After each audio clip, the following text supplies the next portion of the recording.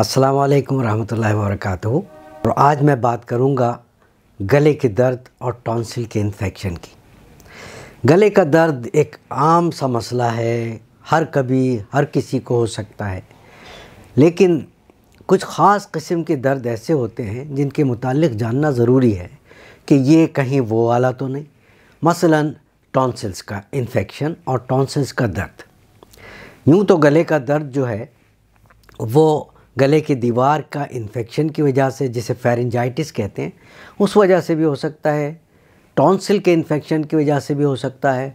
कभी कभी कोई चीज़ चुभ जाए गले में तो दर्द हो सकता है। नज़ले ज़ुकाम के दौरान थोड़ा बहुत गले में दर्द होता है, और यूँ बहुत सारी और वजूहात होती हैं।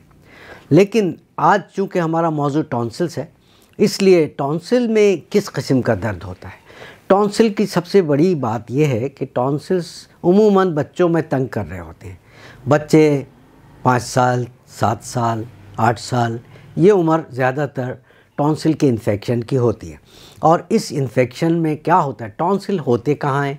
टॉन्सिल यूँ समझिए कि हल्क में होते हैं, और वो हल्क के कौवे के दोनों अतराफ़ में एक टॉन्सिल एक तरफ और दूसरा टॉन्सिल दूसरी तरफ होता है। तो इसमें जो इन्फेक्शन हो जाए तब कुछ अलामात ऐसी पैदा होती हैं जिसकी वजह से बच्चा सख्त तकलीफ़ में होता है, माँ बाप भी परेशान होते हैं, और फिर ये अगर सही से इलाज ना किया जाए तो बार बार होने लगता है। दर्द शदीद होता है, अक्सर लोगों को खाना पीना भी मुश्किल हो जाता है। बच्चे खाने पीने से इनकार कर देते हैं। तेज़ बुखार होता है, 103, 104 तक चला जाता है टॉन्सिल के इन्फेक्शन में। और फिर बच्चे उल्टियाँ भी कर रहा होता है, सर में दर्द, बुखार, और माँ बाप की नींदें अलग हराम। तो इसमें आपको या मुझे क्या करना चाहिए? इसमें यह है कि बच्चे के सबसे पहले तो ये देखिए कि बच्चे के टॉन्सिल्स का मसला है या कोई और मसला है जिसकी वजह से गले में तकलीफ़ हो रही है। अगर जो बुखार तेज़ है और गले में सख्त दर्द है तो ज़्यादातर तो यही है कि टॉन्सिल का इन्फेक्शन होता है। तेज़ बुखार के साथ साथ गले में दर्द और उसके साथ साथ मुंह से बदबू भी अक्सर लोगों को आने लगती है। और मुंह से बदबू, और फिर अगर ये इन्फेक्शन बार बार होता है तो फिर कभी कभी टॉन्सिल के अंदर पत्थर पैदा हो जाते हैं, पथरी जिसे कहते हैं, टॉन्सिल स्टोन कहते हैं, ये पैदा हो जाते हैं। एक्यूट टॉन्सिलाइटिस जो सख्त दर्द का बाइस बनता है गले में, उसमें ही ये सारी अलामात ज़्यादा होती हैं। बुखार तेज़, मुंह में बदबू, गले में दर्द, और फिर अगर ये बार बार इन्फेक्शन हो तो क्रॉनिक इन्फेक्शन को जन्म देता है। यानी हर 2-4 महीने में वो सख्त किस्म का दर्द और तकलीफ़, स्कूल से जो है वो छुट्टी करानी पड़ती है, और उसको इलाज के लिए 2-4 दिन आराम कम से कम कराना पड़ता है। इस वजह से बच्चे कभी कभी स्कूल में पीछे हो जाते हैं। बाज़ बच्चों को जब इन्फेक्शन बार बार हुआ करता है या एक ही बार इतना सख्त हो तो कभी कभी वो क्विंजी में बदल जाता है, जिसमें मुंह के अंदर पस कलेक्शन हो जाता है और मुंह खुल भी नहीं पाता, वो लॉक जॉ हो जाता है, मुंह खुलता नहीं है। और इसके साथ साथ अगर ये ना हो, क्रॉनिक टॉन्सिलाइटिस जो बार बार इन्फेक्शन हुआ करता है टॉन्सिल का, वो हो जाता है। इसके साथ साथ अगर माजी में भी इन्फेक्शन हुआ करता है और बार बार हुआ करता है तो बाज़ लोगों को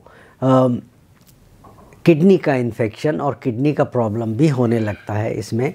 और इसके साथ साथ दिल का मर्ज़ भी हो सकता है, सब एक्यूट बैक्टीरियल एंडोकार्डाइटिस जिसे कहते हैं, और ग्लोमेरुलोनेफ्राइटिस जो किडनी का प्रॉब्लम है वो है, और साथ साथ ये क्विंजी जो मैंने अभी नाम लिया, और रूमेटिक फ़ीवर जिसमें जोड़ों का दर्द और बुखार वगैरह होता है।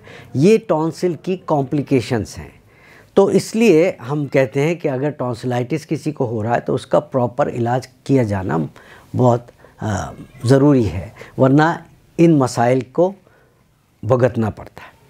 अब क्या इलाज किया जाता है? उमूमन अगर एक्यूट इन्फेक्शन होता है तो एंटीबायोटिक्स तो लाजमी दी जाती हैं।